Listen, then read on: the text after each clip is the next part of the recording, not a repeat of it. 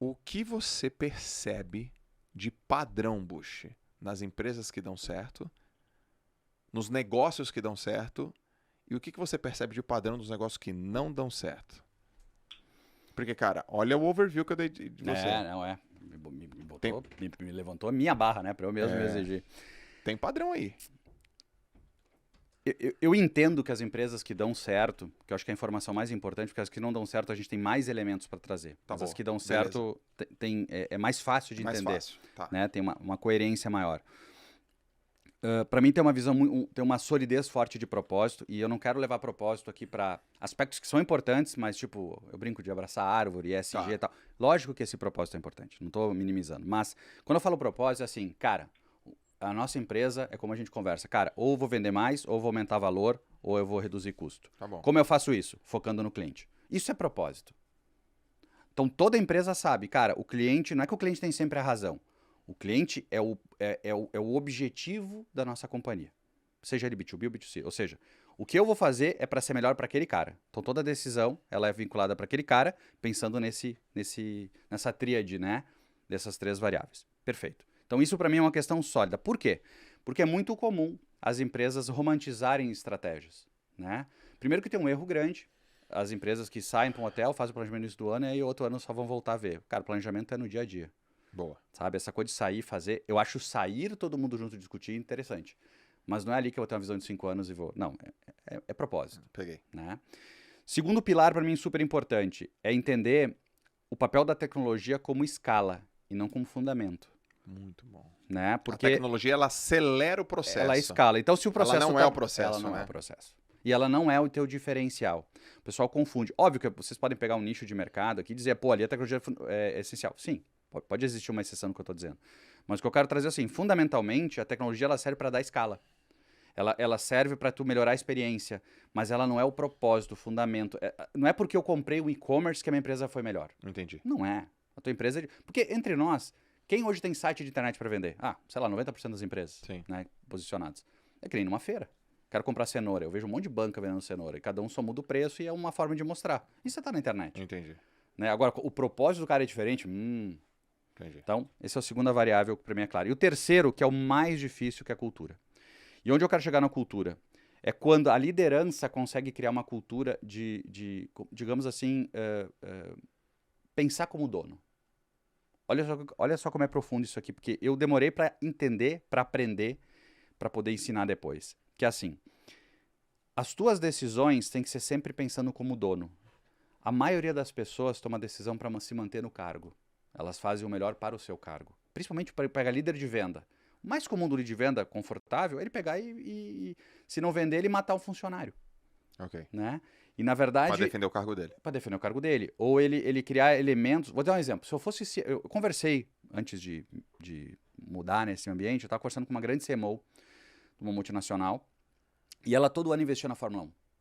Investia, assim, milhões, cara. Uhum. Quase $1 bilhão na Fórmula 1. Uhum.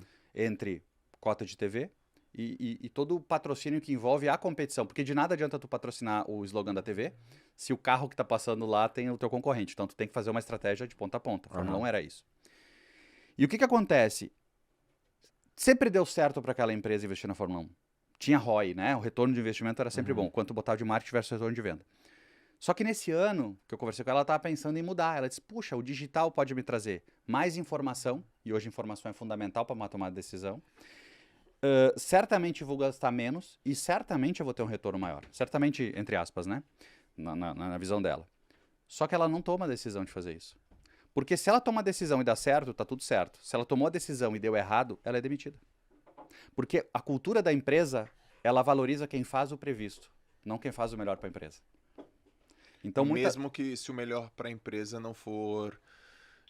que tem um risco de não dar o melhor resultado. Que não for coletado o resultado agora, né? For uma construção. Exato. Então, exemplo, é comum, o cara que vai para o clube de vendas, o cara que está com a foto na parede, é o funcionário que teve melhor performance nos indicadores, que são os esperados por ele. Tá bom. E não sou contra reconhecer quem fez isso.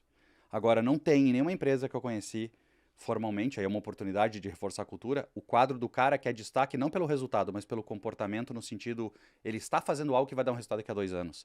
Ele está fazendo algo que vai melhorar a percepção de valor da nossa companhia, que vai melhorar o brand.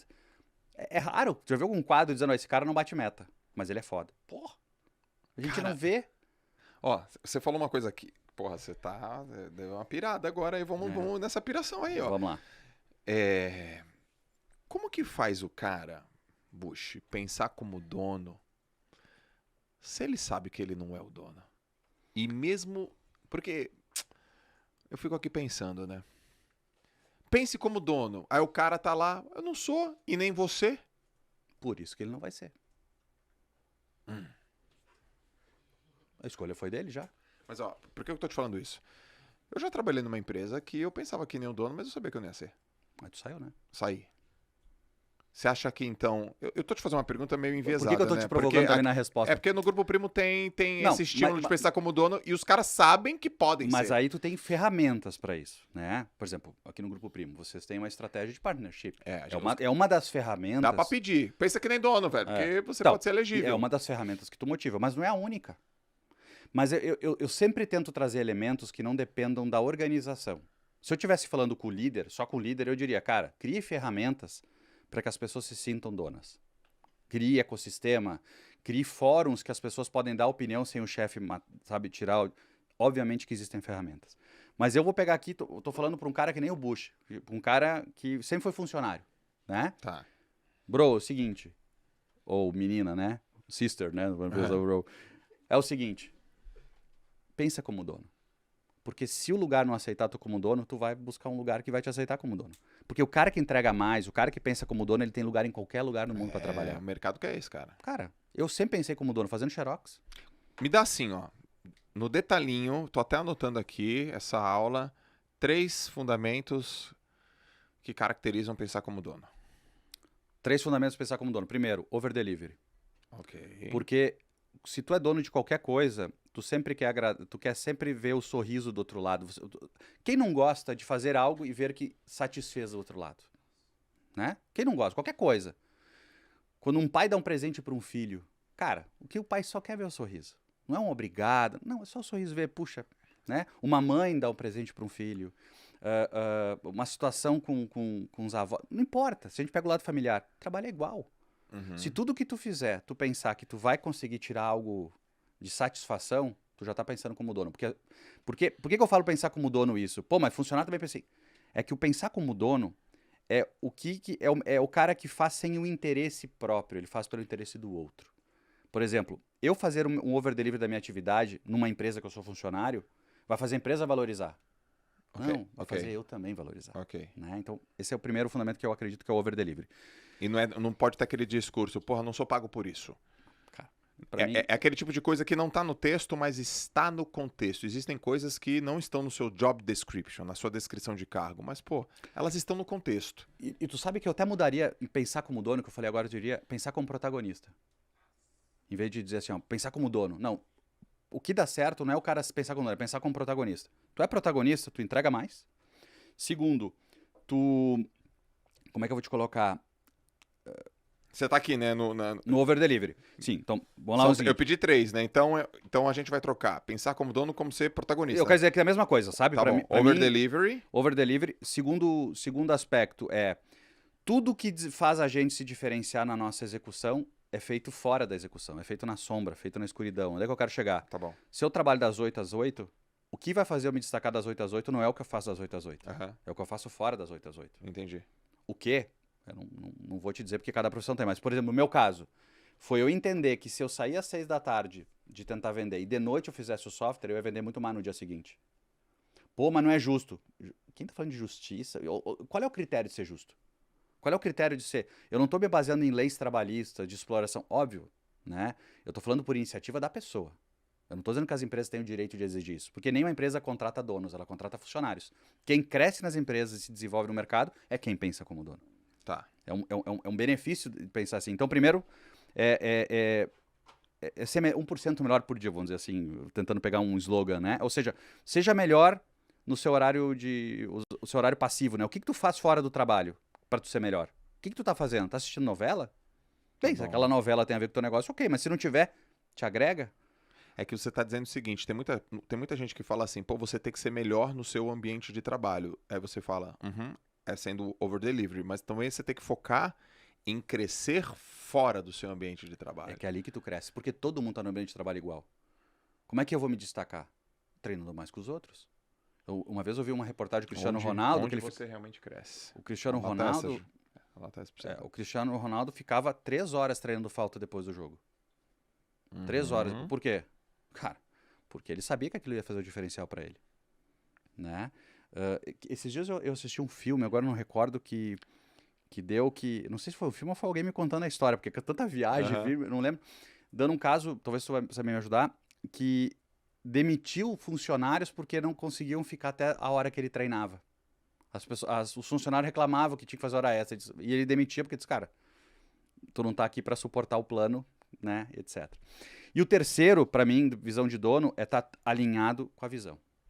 Alinhado com a visão. Me dá um exemplo disso. Exemplo, tem uma reportagem da NASA que a BBC de Londres está fazendo uma reportagem ao vivo. E aí, imagina que a gente está aqui agora gravando, né? E alguém sem querer esbarra numa câmera aqui. Aí muda assim, dá um barulho ou quebra alguma coisa. Aí naturalmente o que faz? Tá ao vivo, o cara, as pessoas vão parar para prestar atenção. E o câmera e o repórter, já acho experientes, colocaram a pessoa no contexto para minimizar a interrupção. Disseram, ô, fulano da limpeza, tudo bem? Como é que você tá? Pô, prazer. Você trabalha muito tempo aqui na NASA? Trabalho 2 anos e tal. O que você faz? Ué, ajuda a levar o homem pro espaço. Qualquer pessoa que a gente passar na empresa e perguntar o que tu faz, a resposta só pode ser uma. Sim. Propósito da empresa. Beleza. Então, se eu não tenho propósito de dono, como é que eu vou ter visão? Agora, essa visão tem que ser passada na sua opinião pela liderança, obviamente. Exatamente. Né? Mas vamos pensar, se eu vou numa empresa, qual é o propósito da empresa? O propósito não é o teu job, aquela caixinha. Vou te dar um exemplo. Às vezes eu posso trazer um livro para um colega que ele vai fazer o trabalho melhor que eu vi numa livraria. Porque eu estou pensando em ajudar. Não é um jogo de soma zero, entende? A gente vem numa sociedade que parece que para eu crescer, não pode crescer. E essa é a mentalidade que faz com que o cara não cresça.